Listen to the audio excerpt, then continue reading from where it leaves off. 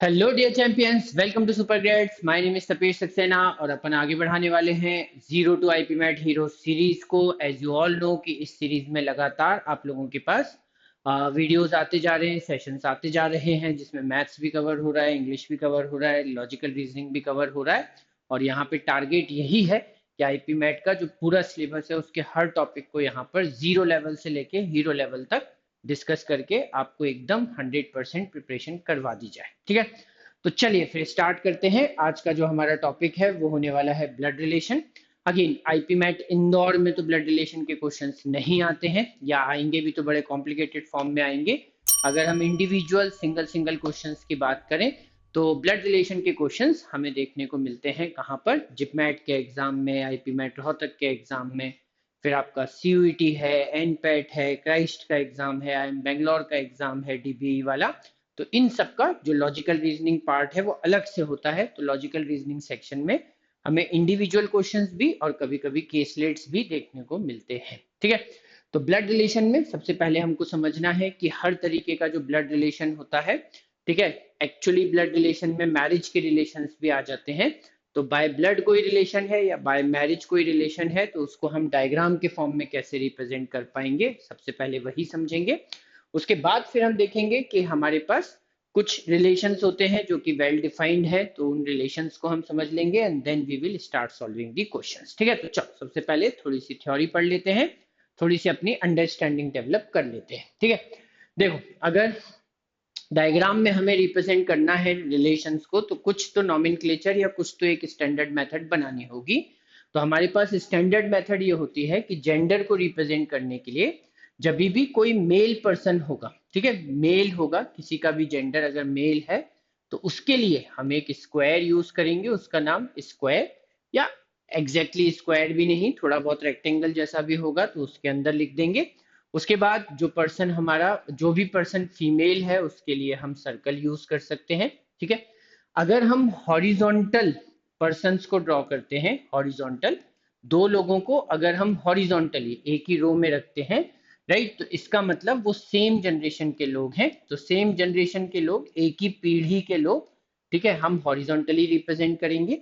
और जब हम दो लोगों को वर्टिकली रिप्रेजेंट करेंगे, एक को ऊपर एक को नीचे, तो इसका मतलब ये होगा कि वो डिफरेंट जनरेशन के लोग हैं, उनकी जनरेशन अलग अलग है। ठीक है, जैसे फादर सन की जनरेशन अलग होती है लेकिन ब्रदर सिस्टर की जनरेशन सेम होती है। तो ब्रदर सिस्टर हैं तो यहाँ आएंगे हॉरिजॉन्टल, और फादर सन है तो कैसे आएंगे, वर्टिकल। ठीक है, उसके बाद अगर हम देखें तो सबसे पहले ब्रदर सिस्टर का ही कॉन्सेप्ट समझ लेते हैं। सपोज हमें क्वेश्चन में स्टेटमेंट गिवन है कि ए इज सिस्टर ऑफ बी, तो इसका हम डायग्राम कैसे ड्रॉ करेंगे।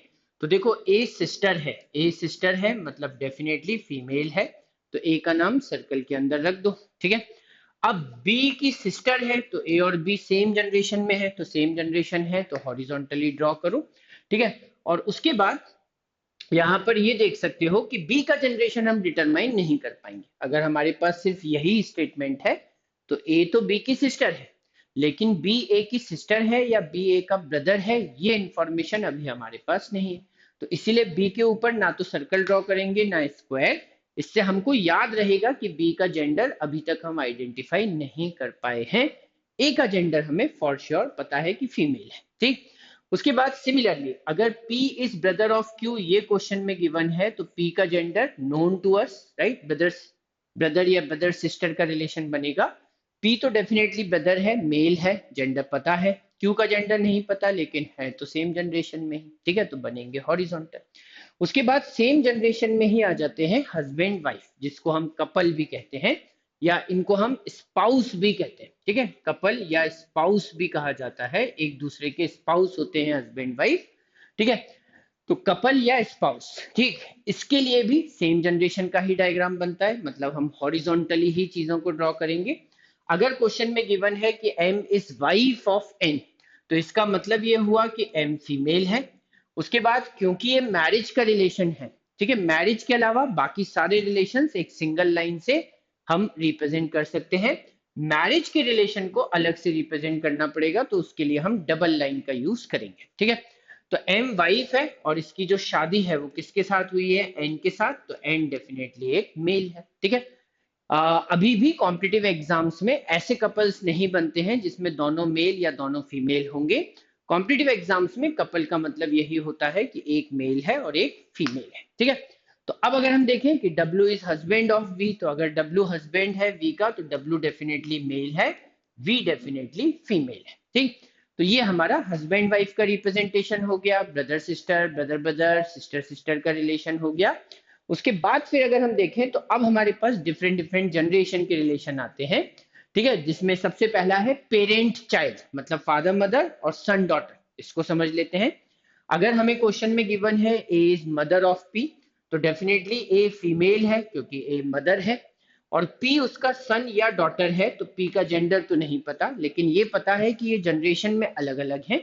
ए एक पहले की जनरेशन में है, पी एक बाद की जनरेशन में है। तो ए को हम ऊपर की तरफ ड्रॉ करेंगे, पी को हम नीचे की तरफ ड्रॉ करेंगे, ठीक है। Similarly B is father of Q, तो बी अगर फादर है क्यू का, तो हम यहाँ पर बी को ऊपर, क्यू को नीचे। बी मेल है, क्यू का जेंडर हमें नहीं पता। इन दी सेम वे अगर P is son of B, ये क्वेश्चन में दिया हुआ है, तो P is son of B, तो यहाँ पे सन का जेंडर हमें पता है। अब B जो है वो फादर या मदर कुछ भी हो सकता है, तो डेफिनेटली उसका जेंडर नहीं पता। Q is daughter of A, तो A का जेंडर नहीं पता, Q डॉटर है तो Q का जेंडर हमें मालूम है, ठीक है। ब्लड रिलेशन के क्वेश्चन में जेंडर का रोल बहुत ज्यादा होता है। कई बार क्वेश्चन का आंसर इसलिए नहीं आ पाता क्योंकि हमें जेंडर नहीं पता, ठीक है। So that is why gender को बहुत ज्यादा इंपॉर्टेंस यहाँ पर देनी है, राइट। उसके बाद फिर अगर हम देखें तो हमारे पास तीन जनरेशन के भी डायग्राम्स बनते हैं। ऑब्वियसली फादर के फादर होते हैं या मदर के फादर, तो उनको हम ग्रैंड फादर या ग्रैंड मदर कहेंगे, है ना। फादर के फादर या मदर के फादर ग्रैंड फादर, फादर की मदर या मदर की मदर, तो वो होगी ग्रैंड मदर, ठीक है। उसके बाद अगर हम देखें तो grand son, grand daughter, obviously उल्टा देखना पड़ेगा कि अगर मैं सबसे पहली जनरेशन में हूं तो मेरा जो भी बेटा होगा वो मेरा सन, और उस बेटे का भी कोई बेटा होगा तो वो मेरा ग्रैंड सन। मेरी कोई बेटी होगी तो वो डॉटर, और उस डॉटर का भी कोई सन होगा तो मेरा ग्रैंड सन, राइट। सिमिलरली अगर थर्ड जनरेशन में कोई डॉटर है तो वो मेरी ग्रैंड डॉटर, ठीक। So in this way we can understand it.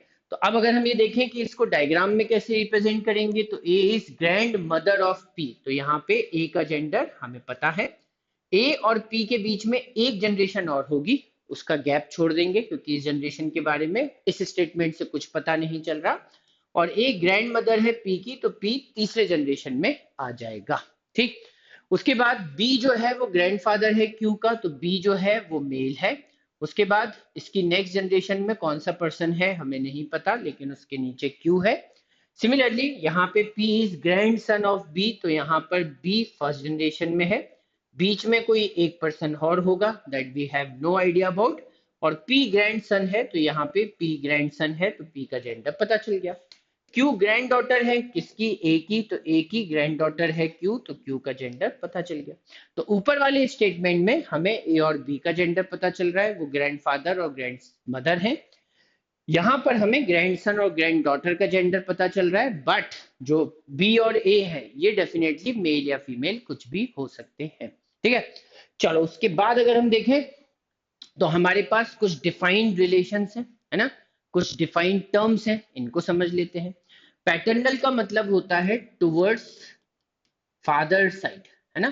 Father की साइड में अगर हम कोई भी रिलेशन देखते हैं तो उसे हम बोलते हैं पैटर्नल रिलेशंस, ठीक है, टुवर्ड्स फादर साइड। जैसे अगर मैं आपसे ये बोलूं कि यहाँ पे कोई पर्सन है ए, मान लो ये मेल है, इसकी एक सिस्टर भी है बी, मान लो ये फीमेल है, ठीक है। तो ए मेल है बी फीमेल है, दोनों ब्रदर सिस्टर हैं, ठीक है। इन दोनों के पेरेंट हैं हमारे पास, ठीक है। चलो मान लेते हैं कि फादर जो है वो पी है और मदर जो है वो है क्यू। ठीक है, अब इसके बाद फादर की तरफ जितने भी रिलेशंस होंगे उन सबको हम क्या बोलेंगे, पैटर्नल रिलेशंस, राइट। इसका मतलब इस फादर के भी अगर हम मदर या फादर देखें, जैसे मान लो इस पी के जो फादर हैं वो कौन है, आर, और इनकी जो मदर है वो कौन है, एस, राइट। तो हमको ये पता चलेगा कि ये जो आर है ये ए या बी के फादर है, तो इनको हम बोलेंगे पैटर्नल ग्रैंडफादर। सिमिलरली ए या बी के फादर की मदर है एस, तो इसका मतलब वो क्या होंगी, पैटर्नल ग्रैंड मदर। तो paternal grandfather, paternal grand mother. Similarly अगर ए का कोई भाई है या ए की कोई बहन है ना, आइदर ब्रदर और सिस्टर, ठीक। तो अगर इस पी का कोई भाई है, राइट से पी का भाई है टी, पी की बहन है यू, राइट। तो ये जो भाई है पी का, ये ए और बी के लिए क्या हुआ, तो वो हुआ पैटर्नल अंकल, ठीक है, चाचा। हिंदी में चाचा बोलेंगे, इंग्लिश में क्या बोलेंगे, पैटर्नल अंकल। सिमिलरली यू जो है वो बुआ है हिंदी में, इंग्लिश में बोलेंगे पैटर्नल आंट, राइट। तो paternal aunt, paternal uncle, paternal grandfather, paternal grandmother. In the same way जब कोई भी रिलेशन हमारा मदर की साइड होता है, टुवर्ड्स मदर साइड, ठीक है, तब हम उसके लिए वर्ड यूज करते हैं मैटरनल। मतलब अगर हम इसी डायग्राम में समझें, राइट, कि मान लो ये जो क्यू है, इसके जो फादर हैं वो हैं ए बी सी, ठीक है, सी ले लेते हैं यहाँ पर। फादर जो है उनकी वाइफ है डी, राइट, मतलब क्यू के मम्मी पापा है सी और डी, ठीक। और क्यू का यहाँ पे कोई क्यू की, लेट से क्यू का एक ब्रदर है ई, और क्यू की एक सिस्टर भी है एफ, राइट। तो अब अगर हम ए और बी के पर्सपेक्टिव से सोचें, तो ये सारे रिलेशन उन्हें किस तरफ मिल रहे हैं, मम्मी की तरफ, तो ये सारे मैटरनल रिलेशंस है, ये सारे रिलेशंस पैटर्नल रिलेशंस है, राइट। तो हम यहाँ पर ये कहेंगे कि सी और डी, राइट, जो है वो ए और बी के मैटरनल ग्रैंडफादर, मैटरनल ग्रैंडमदर है, मतलब नाना और नानी। दादा और दादी के लिए पैटर्नल ग्रैंडफादर, पैटर्नल ग्रैंडमदर, ठीक है। बुआ चाचा के लिए पैटर्नल अंकल, पैटर्नल आंट। नानी नाना के लिए मैटरनल ग्रैंडफादर, मैटरनल ग्रैंडमदर। और मामा और मौसी के लिए, राइट, तो ई जो है वो मामा है, एफ मौसी है, तो इसको हम इंग्लिश में क्या कहेंगे, ए और बी के लिए ई और एफ क्या है, maternal aunt and maternal uncle, ठीक है। So this is how the terms are. तो ये टर्म्स हमें याद रखना है, ठीक है। अब एक चीज और है, राइट, मान लीजिए कि ये जो मैटरनल या पैटर्नल अंकल आंट है, अगर इनके भी कोई बच्चे हैं, मान लीजिए यू की कोई डॉटर है और उसका नाम है जी, ठीक। सिमिलरली यहाँ पे ई का कोई सन है, उसका नाम है एच, राइट। तो अब ये जो ई, जी और एच है, ये ए और बी के लिए क्या हुए, तो ये ए और बी के लिए हुए कजिन्स, ठीक है, क्या हुए, कजिन। क्या हुए, ए और बी के लिए कजिन, ठीक। तो हमारे पास वही नेक्स्ट जो कॉन्सेप्ट है वो यही आता है कि कजिन क्या है, नीस क्या है, नेफ्यू क्या है। तो हमको ये पता चला कि हमारे चाचा, बुआ, मामा, मौसी के जितने भी बच्चे होते हैं वो सब हमारे कजिन्स होते हैं, right. They belong to the same generation but they have different set of parents, right.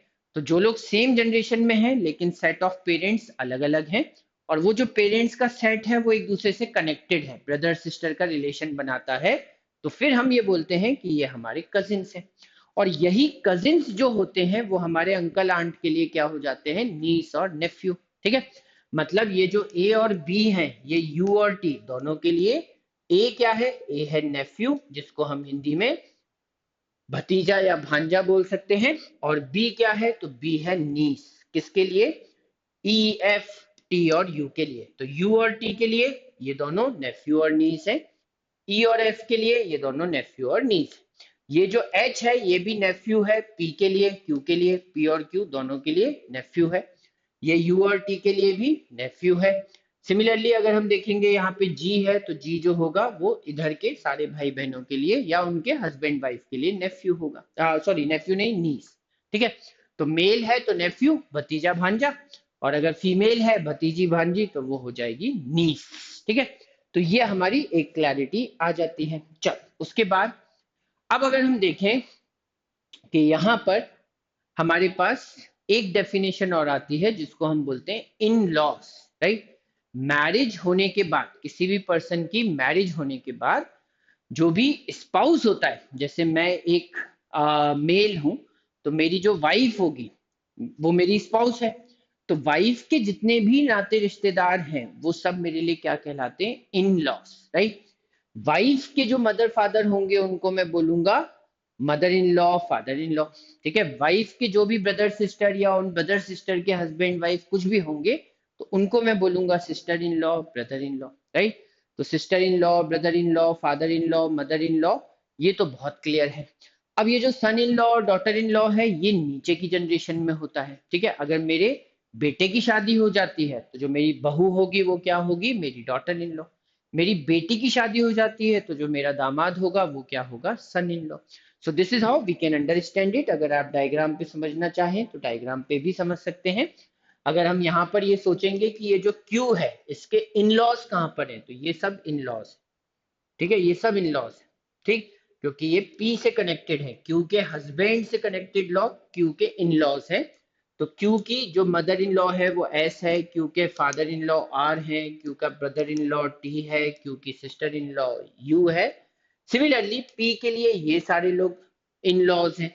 ठीक है, पी का फादर इन लॉ, पी की मदर इन लॉ, पी की ब्रदर इन लॉ, पी की सिस्टर इन लॉ, तो ये सब हमें ऐसे दिखाई देंगे। ठीक है, उसके बाद फिर अगर हम बोलते हैं कि आगे अगर हम देखें तो डॉटर इन लॉ, अच्छा हाँ, डॉटर इन लॉ और सन इन लॉ भी इसी डायग्राम में हमें समझ में आ जाएगा।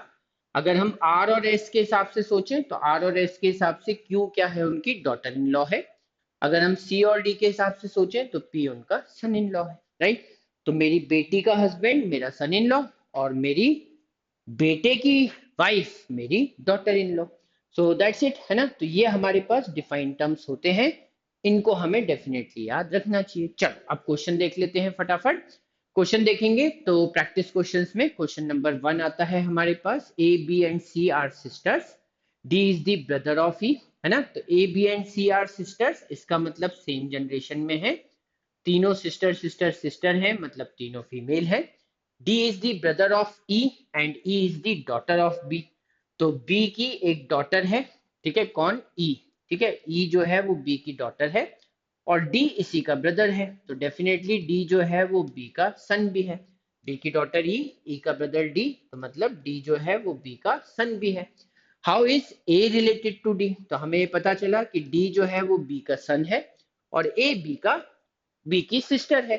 तो डेफिनेटली डी क्या हुआ, या ए डी के लिए क्या है, तो डी की मदर की सिस्टर, डी की मदर की सिस्टर, हिंदी में सोचे तो मौसी, इंग्लिश में क्या बोलेंगे, aunt, to be very specific maternal aunt.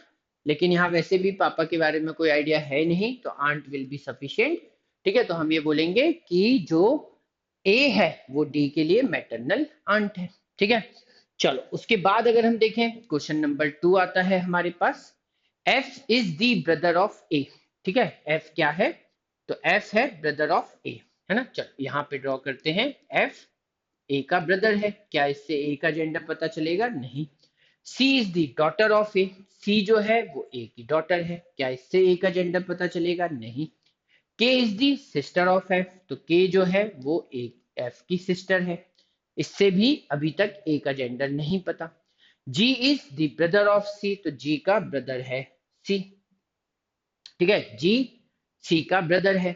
H is the mother of G, अब देखो एच जो है वो जी की मदर है और जी और सी ब्रदर सिस्टर हो गए ना, है ना। जी सी का ब्रदर है मतलब सी जी की सिस्टर है, तो ये दोनों ब्रदर सिस्टर हैं।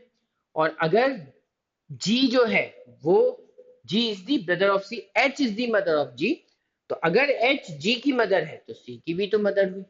ठीक है, अब सी जो है वो ए की डॉटर है लेकिन सी की मदर जो है वो एच है, तो डेफिनेटली ए कौन हुआ, फादर, और एच मदर, है ना। तभी तो हम कह पाएंगे कि सी ए की डॉटर है और एच सी की मदर है। तो डेफिनेटली ए और एच जो है वो हस्बैंड और वाइफ होंगे ही 100%। So who is the uncle of G, तो जी का अंकल कौन है।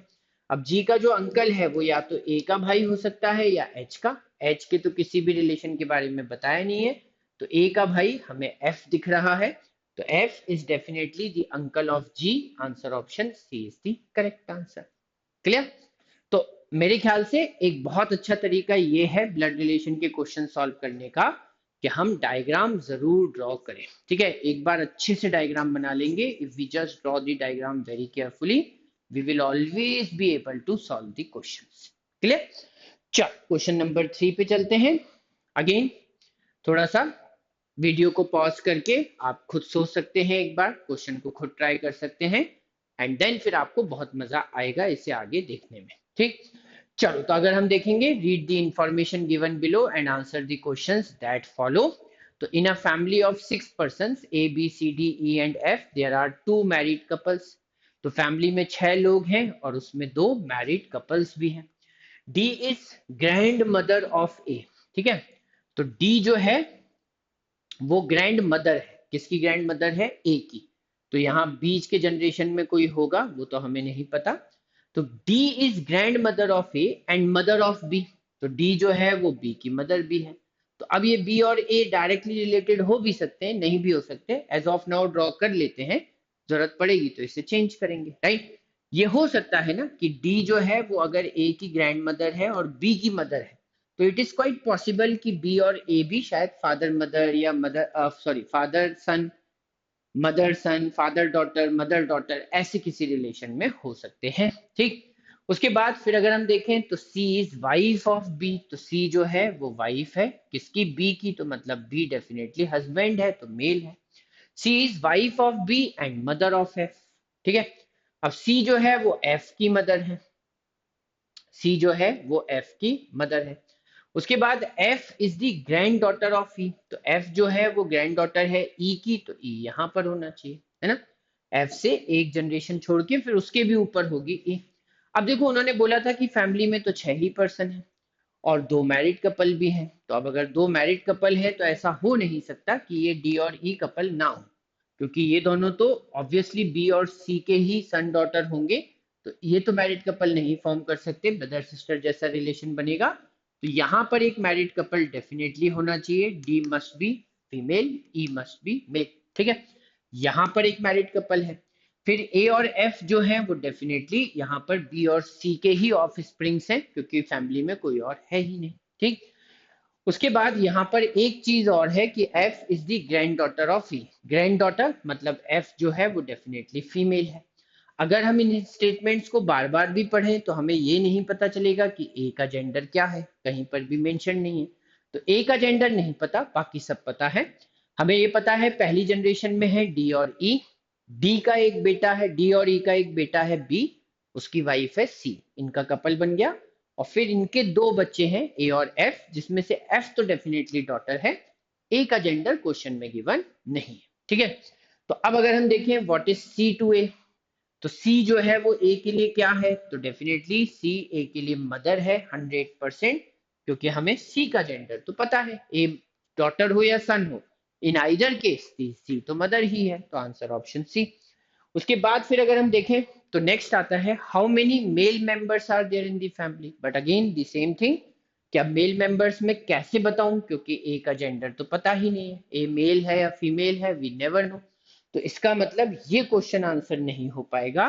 How many male members are there in the family, तो हो सकता है अभी तक हमें 2 तो दिख ही रहे हैं, तो 2 ही हो। अगर हमारा जो ए है वो अगर फीमेल है तो 2 ही हो सकते हैं ना, राइट? अगर आप डायग्राम को ध्यान से देखो तो ये जो पर्सन है ए, अगर ये फीमेल है तो 2 ही मेल मेंबर होंगे बी और ई, और अगर ये मेल हुआ तो डेफिनेटली 3 हो सकते हैं। तो 2 या 3 हमारा आंसर आएगा, जो कि हम डिटरमाइन कर नहीं पाएंगे। तो answer option D is the correct answer. चलो फिर अपन देखते हैं एक और टाइप के क्वेश्चंस, इनको हम कहते हैं कोडेड ब्लड रिलेशंस। ठीक है, जिसमें हर रिलेशन को शो करने के लिए एक कोड का, एक सिंबल का, एक साइन का यूज किया जाता है। जैसे यहाँ पे पढ़ोगे तो a plus B means A is the daughter of B. ठीक है, प्लस का मतलब क्या हुआ? प्लस का मतलब हुआ daughter. a into B means A is the son of B, तो इंटू का मतलब क्या हुआ? इंटू का मतलब हुआ सन। ठीक, उसके बाद a माइनस बी, तो a is the wife of B, तो a जो है वो वाइफ है, a यहाँ पर वाइफ है और बी डेफिनेटली हस्बैंड है। ठीक, राइट, और रिलेशनशिप मैरिज का हो गया। अब अगर हम देखें कि P into Q minus S, अगर ये एक एक्सप्रेशन है, ये एक फैमिली है, तो फिर कौन सा स्टेटमेंट हमारे लिए ट्रू हो सकता है ना। तो चलो देख लेते हैं अपन ध्यान से। अगर हम ध्यान से देखें तो P इंटू क्यू, इंटू का मतलब है सन, तो इसका मतलब P जो है वो सन है। किसका सन है? Q का सन है। Q माइनस एस, तो माइनस का मतलब है वाइफ, तो Q जो है वो S की वाइफ है। तो Q is a female, S की वाइफ है, तो S इज अ मेल। ठीक है, सिंपल है। तो हमें पता चला Q और S वाइफ और हस्बैंड है, और P उनका सन है। तो उन्होंने बोला S is wife of Q, definitely not possible, क्योंकि S तो हस्बैंड है Q का। S is father of P, तो क्या S P का फादर है? यस, बिल्कुल 100%। तो आंसर ऑप्शन बी करेक्ट हुआ। P is daughter of Q, तो P तो सन है, तो डेफिनेटली डॉटर है नहीं, और फिर आंसर तो आ ही चुका है, तो नन ऑफ दिस भी पॉसिबल नहीं है। ठीक, चलो उसके बाद फिर अगर हम देखें तो इसी को कंटिन्यू करते हैं, लेकिन अब फैमिली बदल गई है, T minus S into B minus M. तो माइनस का मतलब है यहाँ पर वाइफ, तो T माइनस एस का मतलब ये हुआ कि T जो है वो वाइफ है। किसकी वाइफ है? S की, तो S डेफिनेटली हस्बैंड है। दोनों के बीच में रिलेशन बन रहा है मैरिज का। फिर उसके बाद S इंटू बी, तो इंटू का मतलब है सन, राइट, तो S जो है वो B का सन है, तो S B का सन है। ठीक, उसके बाद B माइनस एम, तो B जो है वो वाइफ है M की, तो B वाइफ है M की, तो यहाँ पे M और B भी एक मैरिड कपल है। तो M और B एक मैरिड कपल है, और उनका एक बेटा है S, और S की वाइफ है T, मतलब T जो है वो उनकी बहू है, डॉटर इन लॉ है। तो अब उन्होंने हमसे बोला है which of the following is not true. अब ध्यान से पढ़ेंगे, विच of the following is not true. अगर आप लास्ट क्वेश्चन में देखोगे तो which of the following is true, और यहाँ लिखा है which of the following is not true. ये कभी मिस नहीं करना, नहीं तो गलत आंसर आ जाएगा। ठीक, तो which of the following is not true, तो B is mother of S, तो बी एस की मदर है, ये तो ट्रू है। T is wife of S, तो टी एस की वाइफ है, ये भी करेक्ट है। M is husband of B, तो एम बी का हस्बैंड है, ये भी सही बात है। फिर उन्होंने बोला S is daughter of B, तो एस तो बच्चों सन है, तो डेफिनेटली डॉटर नहीं है, तो ये ट्रू नहीं है, मतलब यही हमारा करेक्ट आंसर ऑप्शन हो गया। ठीक है, चल उसके बाद अगर हम देखते हैं तो क्वेश्चन नंबर 7 आता है। अगेन कोडेड ब्लड रिलेशनशिप का क्वेश्चन है। ठीक है, फर्स्ट टाइप के जो क्वेश्चंस होते हैं उसमें डायरेक्टली फैमिली की इंफॉर्मेशन दी जाती है, डायरेक्ट डायरेक्ट क्लूज होते हैं, उसमें बहुत ज्यादा प्रॉब्लम नहीं होती। डायग्राम ड्रॉ करो, विद इन 1 मिनट आपका आंसर आ जाता है। कोडेड ब्लड रिलेशंस में पहले आपको कोड समझने पड़ते हैं, फिर जो भी गिवन है उसके अकॉर्डिंग डायग्राम बनाना पड़ता है। इस टाइप का क्वेश्चन हुआ तो शायद 2 या 3 या 4 डायग्राम बनाने पड़ेंगे, तो इट टेक्स टाइम। और उसके बाद जो हम आगे देखेंगे वो होता है indicative form of blood relations, मतलब मैं अपना रिलेशन किसी के साथ वर्ड्स में एक्सप्लेन कर रहा हूं, तो उसे कैसे समझना है वो हम इसके आगे देखेंगे। तो चलिए अब अगर हम देखें कि यहाँ पे क्वेश्चन क्या है, क्वेश्चन ये है which of the following shows that A is the aunt of E, है ना। अब देखो, अगर इनमें से कोई भी आंसर ऑप्शन ये शो करता है कि ए जो है वो ई की आंट है, तो हमें पता है आंट का मतलब होता है फीमेल, विच मीन्स ए को डेफिनेटली फीमेल होना चाहिए, राइट। अब ऊपर देखो कौन कौन से रिलेशन में मेल आ जाता है, जैसे हैश है पी हैश क्यू, तो P is father of Q, तो यहाँ पे पी तो मेल है ना, पी क्यू का फादर है। Similarly P is mother of Q, तो यहाँ पे पी फीमेल है। उसके बाद ब्रदर, तो यहाँ पे पी मेल है, और यहाँ पर P is the sister of Q, तो यहाँ पे पी फीमेल है। हमें चाहिए कि ए फीमेल होनी चाहिए, और ए अगर फीमेल होनी चाहिए इसका मतलब या तो उसके आगे प्लस होना चाहिए और या फिर स्टार होना चाहिए। अगर हैश या माइनस हुआ तो वो मेल है।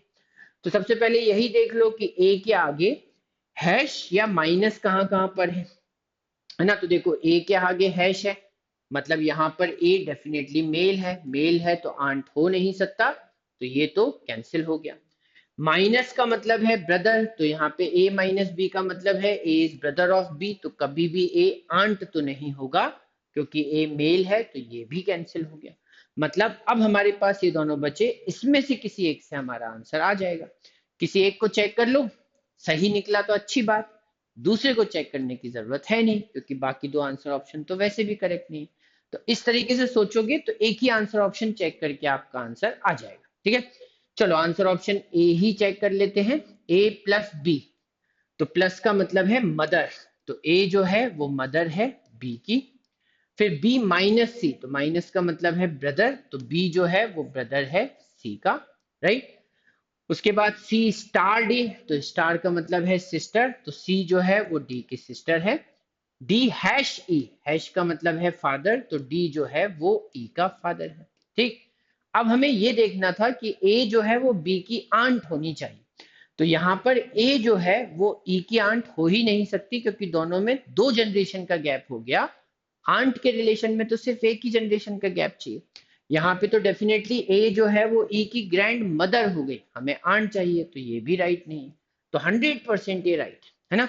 वैसे तो एग्जाम में शक करने की जरूरत नहीं है, लेकिन हाँ यहाँ पे शक कर सकते हो, क्या पता आंसर ऑप्शन चारों ही गलत हो, है ना। तो इसको भी एक बार चेक करके देख लो।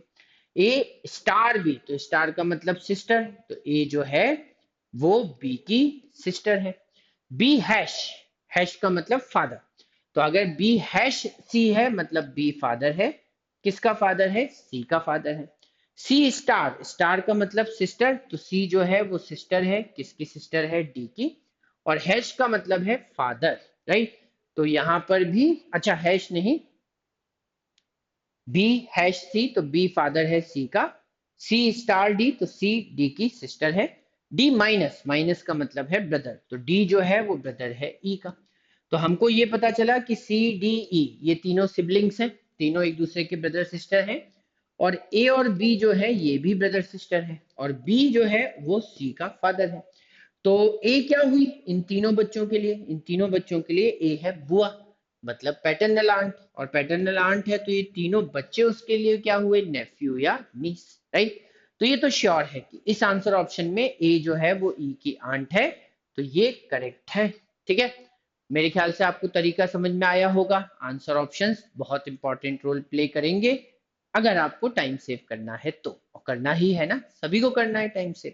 चलो उसके बाद अगर हम देखें तो क्वेश्चन नंबर 8 आता है, जो मैं आपको बता रहा था, पॉइंटिंग फॉर्म या इंडिकेटिंग फॉर्म बोलते हैं हम इसे ब्लड रिलेशन का, जिसमें एक पर्सन किसी दूसरे पर्सन के साथ अपने रिलेशन को लैंग्वेज में, वर्ड्स में एक्सप्रेस करता है। तो यहाँ पे देखोगे तो pointing to a man a woman said, ठीक है, एक मैन को पॉइंट करते हुए एक वुमेन ने कहा, क्या कहा, हिज मदर। ठीक है, वो किसके बारे में बोल रही है, मैन के बारे में। ठीक है, तो चलो सबसे पहले मैन को यहां रख लेते हैं, मैन है मतलब डेफिनेटली मेल है। ठीक है, अब हिज मदर, तो इस पर्सन की मदर, ठीक है, इस पर्सन की जो भी मदर है यहां पर, ठीक है, मदर, इस पर्सन की मदर, मैन की mother is the only daughter of my mother. तो ये जो मदर है ये किसी की ओनली डॉटर है ना, ये किसी की ओनली डॉटर है। और वो कौन है, वो माय मदर है, मतलब ये जो वुमेन है इसको यहां होना चाहिए। ठीक है, और इस वुमेन की जो मदर है, इस वुमेन की जो मदर है, राइट, वो इस पर्सन की भी मदर है। ठीक है, मैन की मदर ये वुमेन है, राइट। और डेफिनेटली जो स्पीकर वुमेन है उसकी भी मदर यही है। लेकिन अब उन्होंने कहा ये है कि his mother is the only daughter, मतलब अब ये जो हमारे पास पहला पर्सन है, लेट से इसका नाम ए रख लेते हैं, कि ये जो पर्सन है ए, इसके बारे में ये कहा जा रहा है कि उसकी सिर्फ एक ही बेटी है, his mother is the only daughter of my mother. तो मेरी मदर की ओनली डॉटर जो है वो उसकी भी मदर है। तो डेफिनेटली ये वुमेन और मदर दो अलग अलग लोग नहीं हो सकते, अदरवाइज एक ही दो डॉटर हो जाएंगे। जबकि वो कह रहे हैं कि एक ही डॉटर होनी चाहिए, तो 100% हम ये कह सकते हैं कि वुमेन कोई और नहीं, यही है जो एक ही डॉटर है और मैन की मदर है।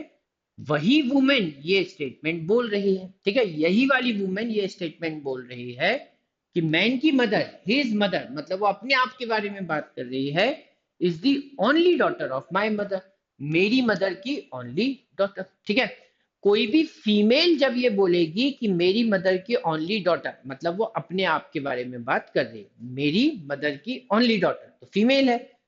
फीमेल की मदर की ओनली डॉटर तो फीमेल खुद ही होगी। जैसे अगर मैं एक मेल हूं और मैं ये बोलूं कि I am the only son of my father, तो डेफिनेटली मेरे फादर का ओनली सन मैं ही तो हुआ ना, राइट। तो डेफिनेटली हमको ये बात समझनी होगी। तो हम ये कह सकते हैं कि वुमेन जो है वो इस मैन की मदर है, मैन जो है वो वुमेन का सन है। तो how is the women related to the man, तो वुमेन जो है वो मैन से मदर के रिलेशनशिप से कनेक्टेड है। चल फिर आगे बढ़ते हैं। Question number 9, pointing towards Rita, Manoj से, है ना, रीटा की तरफ पॉइंट करते हुए मनोज ने कुछ कहा। क्या कहा? आई am the only son of her mother सन, है ना। तो रीटा की मदर, ठीक है, her mother, I am the only son of her mother सन।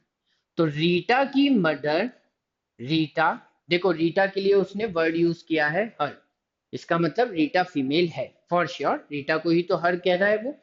तो रीटा की मदर, ठीक है, रीटा की मदर। अब रीटा की मदर का जो सन होगा वो डेफिनेटली रीटा का ब्रदर होगा, यही तो आएगा रीटा की मदर का सन, ठीक। क्या कहा है उसने? आई am the only son of her mother सन, तो उसकी मदर के सन का मैं अकेला बेटा हूं, तो इस पर्सन का मैं अकेला बेटा हूं, तो यहां पर है मनोज, ठीक है। देखो मनोज क्या कह रहा है, मनोज ये कह रहा है कि I am the only son of her mother's son, तो रीटा की मदर का सन मतलब रीटा का भाई, and I am the only son of this person, तो मतलब रीटा जो है वो मनोज की क्या हुई? बुआ, पैटर्नल आंट, और मनोज रीटा का क्या हुआ? नेफ्यू। तो अब उन्होंने पूछा है how is Rita related to Manoj, तो रीटा का रिलेशन मनोज के साथ क्या है? तो वो आंट का रिलेशनशिप है, तो answer option A is the correct answer. Clear? चलिए तो एक लास्ट क्वेश्चन और देख लेते हैं। Pointing to a lady a man said, ठीक है, एक मैन ने कहा, किसके बारे में? एक लेडी के बारे में, कि the son of her only brother, ठीक है, इस लेडी का एक ही ब्रदर है। तो मान लीजिए ये है लेडी, है ना, लेडी, अब इसका एक ही ब्रदर है, ओनली ब्रदर, ठीक है, तो यहां पर उसका ओनली ब्रदर है। तो I the son of her only brother, उसके ओनली ब्रदर का जो सन है, सन मतलब एक और मेल मेंबर हो गया, तो लेडी के ओनली ब्रदर का जो सन है, ठीक है, the son of her only brother is the brother of my wife, तो वो मेरी वाइफ का ब्रदर है, ठीक है, तो यहां पर है मैन, और मैन की वाइफ जो है उसका यहां पर हमें ब्रदर दिख रहा है। तो इस लेडी के भाई का अकेला सन, या लेडी के अकेले भाई का सन मेरी वाइफ का ब्रदर है, ठीक है, तो मैन की वाइफ का ब्रदर उस लेडी के भाई का सन है, ठीक है, तो ये हमारा रिलेशन बना। अब उन्होंने बोला how is lady related to the man, तो ये लेडी मैन से कैसे रिलेटेड है? काफी दूर का रिलेशन हो गया। हम बोलेंगे कि ये लेडी कौन है, तो ये लेडी है मैन की वाइफ की आंट, मतलब मैन के वाइफ के फादर की सिस्टर, तो मैन के वाइफ की आंट, राइट। और इन अदर वर्ड्स ये जो मैन है, ये जो वाइफ है, इसके जो फादर हैं वो मैन के लिए क्या हुए? Father in law. तो हम ये बोल सकते हैं कि ये जो लेडी है ये फादर इन लॉ की सिस्टर है ना, फादर इन लॉ की सिस्टर है। देखो वाइफ और मैन ये दोनों शादीशुदा हैं। अब ऑब्वियसली ये पर्सन जो है वो इस वाइफ के ब्रदर का फादर है, तो वाइफ का भी फादर ही है, तो इसका मतलब मैन के लिए वो फादर इन लॉ हुआ, और ये जो लेडी है ये फादर इन लॉ की सिस्टर है। सो वी विल से कि lady is the sister of the father in law of the given man, है ना। तो answer option D will be the correct answer. So that's it. मेरे ख्याल से अगर हम ब्लड रिलेशंस में इतना सीख पा रहे हैं तो 100% हमसे एग्जाम में क्वेश्चन सॉल्व हो जाएंगे। अब फटाफट इस क्यूआर कोड को कर लीजिए स्कैन। चल रहा है लगातार आईपी मैट फेस्ट 2025, जिसमें बड़े अच्छे अच्छे सेशंस हो रहे हैं। ये यूट्यूब पर नहीं है, इसका प्लेटफॉर्म है टॉप रैंकर्स की ऐप या टॉप रैंकर्स का पोर्टल, और उसके लिए आपको यहाँ रजिस्टर करके करना पड़ेगा अपने आप। यहाँ पे स्कैन करो इस क्यूआर कोड को, रजिस्टर कर लो, रजिस्टर कर लो फटाफट। मेरे ख्याल से कुछ नॉमिनल अमाउंट है वो पे करके आप रजिस्ट्रेशन कर सकते हो। एंड देन 1 सितंबर से स्टार्ट हुआ है, 11 सितंबर तक चलने वाला है। जो भी सेशंस आपके मिस हुए हैं वो आपको रिकॉर्डेड फॉर्म में मिल जाएंगे, ठीक है। 10 डेज 10 लाइव सेशंस हैं, बीच में संडे का ऑफ है। स्टार मेंटर्स और आईएम के स्टूडेंट्स हैं जो कि आपको बहुत सारे टिप्स, टेक्निक्स, ट्रिक्स, मेथड्स बताने वाले हैं। I myself will also take one session in this festival, जिसमें हम मॉक्स के बारे में बहुत कुछ डिस्कस करने वाले हैं। तो इसको आप फटाफट रजिस्टर कर लीजिए। जो बच्चे रजिस्टर करेंगे, सेशन अटेंड करेंगे, उनको फ्लैट 20% का ऑफ मिल जाएगा on all super grades courses. तो सुपर ग्रेड्स के सारे कोर्सेज पे 20% का ऑफ आपको ये कोड यूज करना होगा, ठीक है। उसके बाद free mocks packages for IPMAT 2026 students, free lighthouse mentorship sessions होंगे आपके, और सर्टिफिकेट ऑफ पार्टिसिपेशन भी आपको मिल जाएगा, है ना। So all these benefits are going to be given to you in this festival, ठीक है। तो बहुत अच्छी अपॉर्चुनिटी है, फटाफट स्कैन करो, रजिस्टर करो और आ जाओ, फेस्टिवल का पार्ट बन जाओ। चलिए, वेरी गुड। तो इस सेशन को हम करते हैं यहीं पर खत्म। अपनी हेल्थ और फिटनेस का अच्छे से ध्यान रखिए, जम के पढ़ाई करते रहिए, आगे बढ़ते रहिए। Tata, bye bye.